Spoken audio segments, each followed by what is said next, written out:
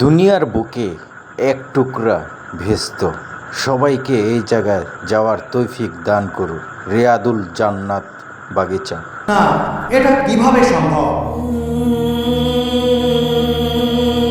মদিনার মসজিদে নববীতে মহানবী হযরত মুহাম্মদ সাল্লাল্লাহু আলাইহি ওয়াসাল্লামের রওজা মুবারক ও খুতবা প্রদানের মিম্বরের মধ্যবর্তী এই জায়গাটি রিয়াদুল জান্নাত বা জান্নাতের অংশ। জীবদ্দশায় এমন একটি জায়গা দেখতে পাওয়া প্রত্যেক মুসলিমের জন্য সৌভাগ্যের ব্যাপার। এখানে নামাজ আদায়ের ফজিলত অনেক। বন্ধুরা, সৌদি প্রবাসী কন্টেন্ট ক্রিয়েটর ও সাংবাদিক মামুন ভাইয়ের সাথে আমি কিভাবে এই পবিত্র জায়গাটি ঘুরে দেখলাম তাই তুলে ধরবো এই ভিডিওতে।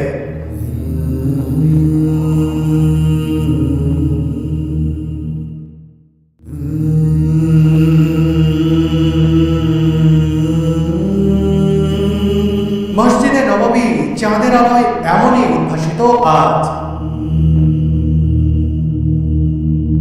মধ্যরাতে রিয়াদুল জান্নাত বা জান্নাতের অংশ দেখতে এসে পবিত্র এই মসজিদের এমন মোহনীয় রূপ দেখতে পাবো ভাবিনি। আগেই বলেছি মদিনা প্রবাসী মামুন ভাই আজ আমাকে নিয়ে যাবেন রিয়াদুল জান্নাতে। কিন্তু তার আগে সংক্ষেপে জানিয়ে দিতে চাই পবিত্র এই জায়গাটি পরিদর্শনের নিয়ম কানুন। আপনি ইচ্ছে করলেন আর জায়গাটি ঘুরে আসলেন, বিষয়টি এমন নয়। সেখানে যাওয়ার আগে থেকেই রেজিস্ট্রেশন করে অনুমতি ও সময় নিয়ে রাখতে হবে। নুসুক নামের এই অ্যাপে রেজিস্ট্রেশনেও আমি 7 দিন আগে থেকে নুসুক অ্যাপে রেজিস্ট্রেশনের চেষ্টা করেও না পেয়ে হতাশ হয়েছিলাম। পরে মদিনায় অবস্থানরত মামুন ভাই, সামির ভাই, জুয়েল ভাই মিলে বাংলাদেশি অন্য ভাইদের মাধ্যমে পারমিশন ম্যানেজ করে দিলেন। তাদের সবার প্রতি অশেষ কৃতজ্ঞতা জানাই আমি।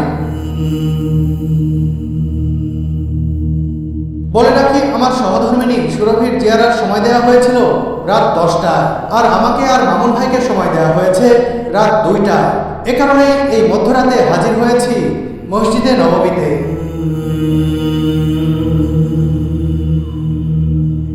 মসজিদে নববী থেকে আজ এমন একটি সুগন্ধির কথা বলছি যা আপনাকে পবিত্র কাবা শরীফের কথা মনে করিয়ে দিতে পারে।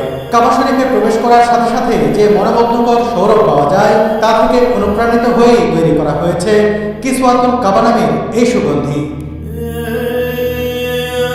কাবা শরীফে ব্যবহৃত সেই সুগন্ধির সাথে তুরস্কে তৈরি এই সুগন্ধির মিল পাবেন শতভাগ। এটি সম্পূর্ণ হালাল ও অ্যালকোহল মুক্ত। অরিজিনাল কিসওয়াতুল কাবা কিনতে যোগাযোগ করুন ওয়াজির সাথে। এটি আপনার ঘর, অফিস রুম কিংবা মসজিদে এনে দিতে পারে দীর্ঘস্থায়ী মোহনীয় পরিবেশ। আজ মদিনায় অনেক শীত, ঠান্ডা লেগে আমার গলার স্বরও বসে গেছে। তা থেকে রিয়াদুল জান্নাত দেখতে পাবো, এটা ভাবতেই ভালো লাগছে। আমার পিছনে রয়েছে রওজা মুবারক, দুনিয়ার শ্রেষ্ঠ মানব যেখানে শাহিদ রয়েছেন। আমরা সেই জায়গায় আজকে 2 রাকাত সালাত আদায় করব, যেটাকে দুনিয়ার জান্নাত বলা হয়, রিয়াদুল জান্নাত বা জান্নাতের টুকরো। আমরা সেই জায়গায় সালাত আদায় করব, সাথে সাথে আমরা রওজা শরীফ সালাম দেব। আমাদের রওজা শরীফ সালাম দিতে কোনো ধরনের পারমিট লাগবে না। সেটা হলো 1 নম্বর গেট দিয়ে আমাদের এইখানে, এই পাশে গেটটা রয়েছে, এখান দিয়ে প্রবেশ করব এবং এই 1 নম্বর গেট দিয়ে সোজা সালাম দিয়ে আমরা 41 নম্বর গেট দিয়ে বের হয়ে যাব। সালামের শুরুতে আমরা প্রবেশে মসজিদে উদখুলের যে দোয়াটি রয়েছে এই দোয়াটি পড়বো। এরপরে দুরূদ পড়তে পড়তে আমরা রওজা শরীফের কাছাকাছি যাব। মামুন ভাইয়ের সাথে নবীজি সাল্লাল্লাহু আলাইহি ওয়াসাল্লামের রওজা মুবারক জিয়ারতের জন্য এগিয়ে যাচ্ছি। রওজা মুবারকে সালাম দিয়ে বেরিয়ে আসার পরই রিয়াদুল জান্নাতে প্রবেশের লাইনে দাঁড়াতে হবে।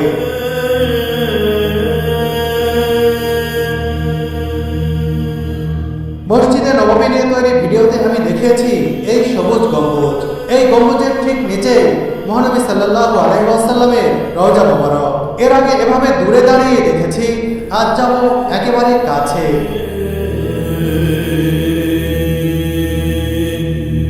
আমাদের পিছনে যে গেটটি দেখা যাচ্ছে আমরা এই গেটটি দিয়ে এখন প্রবেশ করব এবং ওই দিক থেকে ঘুরে এসে আমরা 1 নম্বর গেট দিয়ে প্রবেশ করব।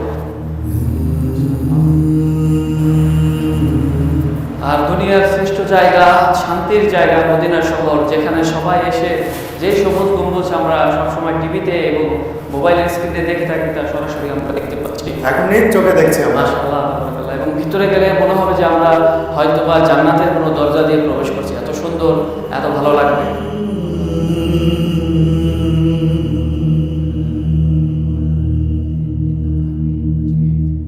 এই হলো 1 নম্বর গেট, যেটা দিয়ে সালাম পেশ করার জন্য প্রবেশ করা হয়, বা সালাম বলা হয় আরবিতে, সালাম গেট। এখান দিয়েই সালাম দেওয়ার জন্য সবাই প্রবেশ করে, এবং এটাই মসজিদের প্রথম গেট, 1 নম্বর গেট। আর এই মসজিদটাই হলো পুরাতন সেই আগের মসজিদটা, সেই সময়কার মসজিদ। বাউন্ডারিটা সেই পুরাতন সময়, পরবর্তীতে পুনর্নির্মাণ করা হয়েছে, মিশরীরা করেছে এবং তুর্কি শাসন আমল করেছে, এরকমভাবে ধাপে ধাপে পুনর্নির্মাণ হয়েছে।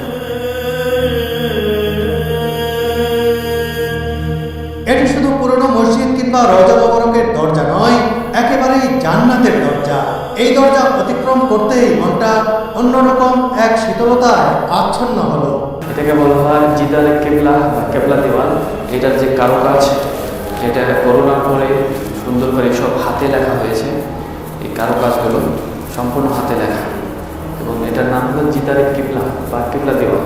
এইদিকে কেবলা, এই জন্য এটা কেবলা দেওয়াল বলা হয়। এবং আমরা যাচ্ছি সামনের দিকে রিয়াজুল জান্নাহ, যে দুনিয়ার যে জান্নাতের টুকরো, যে জায়গাটুকু বলা হয় সেই জায়গার সামনে, এবং যেখান থেকে রাসূল সাল্লাল্লাহু আলাইহি ওয়াসাল্লাম খুতবা দিতেন, যেখান থেকে কিয়ামতের দিন হাউজে কাউসারের পানি বের হবে, সেই জায়গাটি মিম্বারে রাসূল সাল্লাল্লাহু আলাইহি ওয়াসাল্লাম। সামনে যে মিম্বারটি দেখা যাচ্ছে, এই ছোট্ট মিম্বারটি, এখানে দাঁড়িয়ে একটু সুন্দর করে ভিডিও নেন, এটাই হলো মিম্বার রাসূল সাল্লাল্লাহু আলাইহি ওয়াসাল্লাম। এখানে দাঁড়ায় খুতবা দিতেন, বর্তমানে শেখ এখানে দাঁড়ায় খুতবা দেন।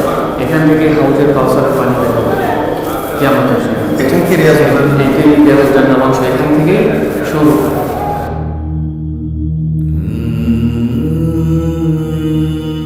এখান থেকে ওই পাশে রাসূল সাল্লাল্লাহু আলাইহি ওয়াসাল্লাম রওজা মুবারকের আগের জায়গাটা রিয়াজুল জান্নাহ বলা হয়।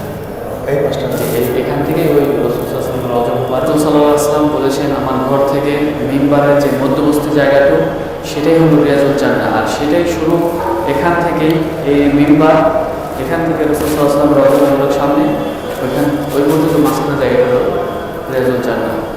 আর এই পাশে মেহরাবে রাসূল, তিনি যেখানে দাঁড়ায় নামাজ পড়ে, সেটা হলো মেহরাব রাসূল। আমরা পেছন থেকে দেখছি, এটা তো পরে সামনে থেকে দেবো।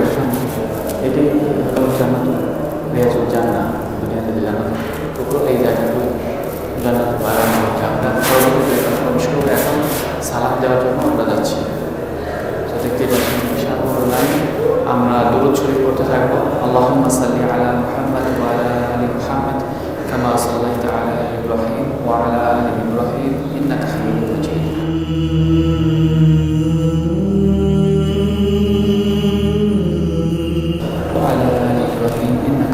মাজিদ।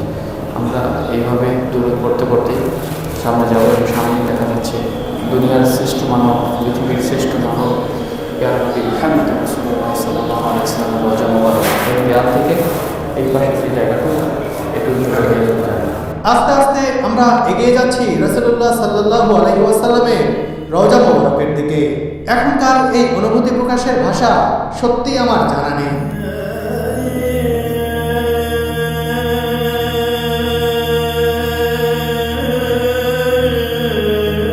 রওজা মুবারকের রেলিং পরিষ্কার করছেন কিছু বাংলাদেশি ভাই।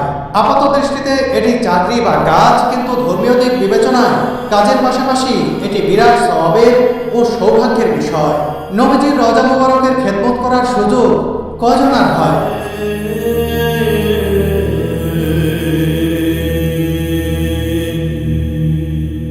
প্রথম গ্রিল এটা খালি, আমরা দ্বিতীয় গ্রিলের প্রথম দিকে দাঁড়াবো।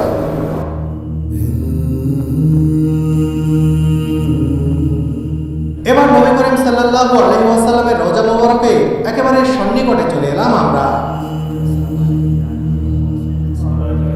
এই ছিদ্রযুক্ত গ্রিলের ঠিক ওপাশে চিরনিদ্রায় শায়িত রয়েছেন দিনের নবী হযরত মুহাম্মদ সাল্লাল্লাহু আলাইহি ওয়াসাল্লাম। নিজ চোখে নবীজির রওজা মুবারক দেখে ও সালাম পেশ করে অন্যরকম এক শান্তি পেলাম। মহানবী সাল্লাল্লাহু আলাইহি ওয়াসাল্লামের ঠিক পাশেই রয়েছে হযরত আবু বকর রাদিয়াল্লাহু তাআলা আনহুর কবর। তারপরে শায়িত রয়েছেন হযরত ওমর ফারুক রাদিয়াল্লাহু তাআলা আনহু। রাসূল সাল্লাল্লাহু আলাইহি ওয়াসাল্লামের স্ত্রীর ঘর ছিল, তিনি বলছিলেন যে আমি এখান থেকে সবসময় তার খবর দেখব। জাইনাব নামে এক স্ত্রী ছিলেন। সে বলছিল যে আমি এখান থেকে সবসময় দেখব, কিন্তু পরবর্তীতে এখানে এই রাস্তা করার জন্য ঘরটা ভাঙার একটা ইয়ে আসে, তখন তিনি এখান থেকে যাইতে চাইছিল না এবং বলা হয়েছিল যে আমাকে যদি এরকম জানানোর ব্যবস্থা করে দেওয়া হয় যে আমি এখান থেকে দেখতে পারবো, তাহলে আমি এখানে এই জায়গাটা ছাড়বো না। তার ঘরটা ছিল এখানে। আচ্ছা, তখন তার ভাইয়ের ঘর পাশে ছিল, তখন এই জানাটা এগুলো দেওয়া হয় সারা জীবনের জন্য।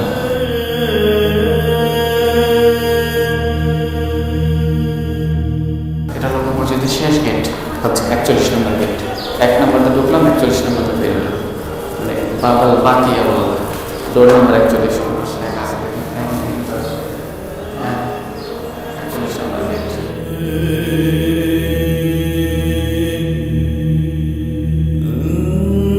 রওজা মুবারক থেকে বেরিয়ে এসে দেখলাম অনেক মানুষ একসাথে রিয়াদুল জান্নাতে প্রবেশ করছেন। কয়েকটি ধাপ পেরিয়ে এভাবে প্রবেশের সুযোগ মেলে। আমরাও এখন ধাপগুলো অনুসরণ করব। এই গেট দিয়ে সালাম পেশ করে বের হতে হয় এবং অনেকে এখানে 2 রাকাত নামাজ পড়ে। আসলে এখানে নামাজ পড়তে দেওয়া হয় না, জ্যাম হয়ে যায়, এই জন্য এখানে পড়তে দেয় না। অনেকে কিন্তু পড়তেছে।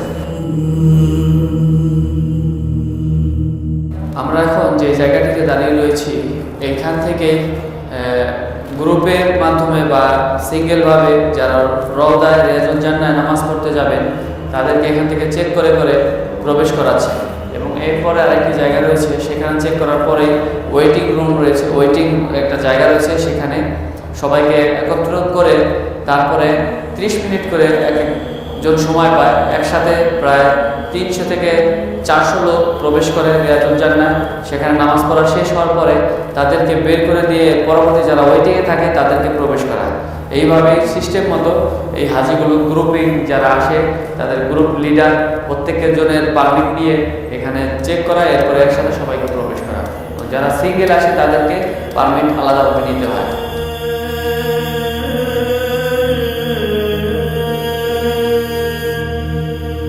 আমাদের পারমিট দেখিয়ে ধীরে ধীরে সামনে এগিয়ে যেতে থাকলাম। কিছু দূর এভাবে এগিয়ে যাওয়ার পর আমাদের বসতে দেওয়া হবে।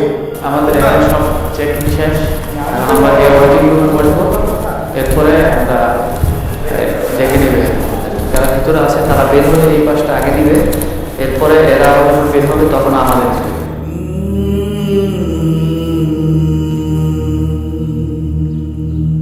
অপেক্ষার সময় দর্শনার্থীদের জমজম কূপের পানি পরিবেশন করা হয়। এখানে অনেকেই এই পানি পান করছেন।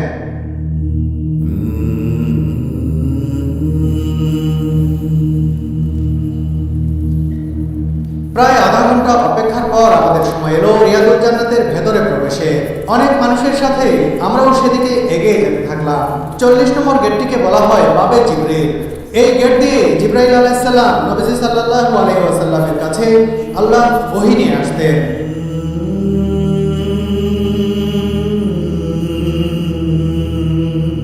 আমরা রিয়াদুল জান্নাতে প্রবেশ করব 39 নম্বর গেট তথা বাবে নিসা দিয়ে।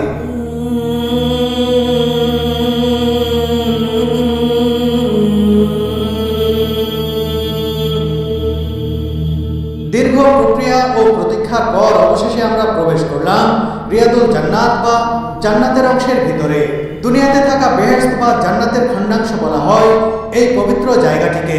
এখানে প্রবেশ করার অনুভূতি বলে বোঝানোর মতো নয়। কিভাবে প্রকাশ করব মনের অভিব্যক্তি তা আসলে আমার অজানা।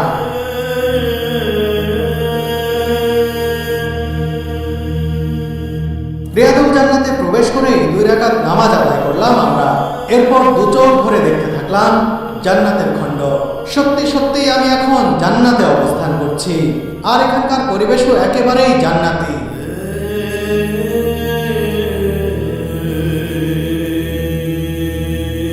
এটি মহানবী সাল্লাল্লাহু আলাইহি ওয়াসাল্লামের রওজা মুবারক। এর সামনে থেকেই সালাম দিয়ে এসেছি কিছুক্ষণ আগে। এই রওজা মুবারক থেকে এই যে মিম্বার দেখতে পাচ্ছেন, এর মধ্যবর্তী জায়গাটুকুই জান্নাতের অংশ। রাসূলুল্লাহ সাল্লাল্লাহু আলাইহি ওয়াসাল্লাম এই জায়গাটিকে জান্নাতের অংশ হিসেবে উল্লেখ করে গেছেন। বুখারী হাদিস অনুসারে নবী সাল্লাল্লাহু আলাইহি ওয়াসাল্লাম বলেন, আমার ঘর তথা বর্তমান দাফনের জায়গা এবং মিম্বরের মাঝের জায়গা জান্নাতের বাগানগুলোর একটি।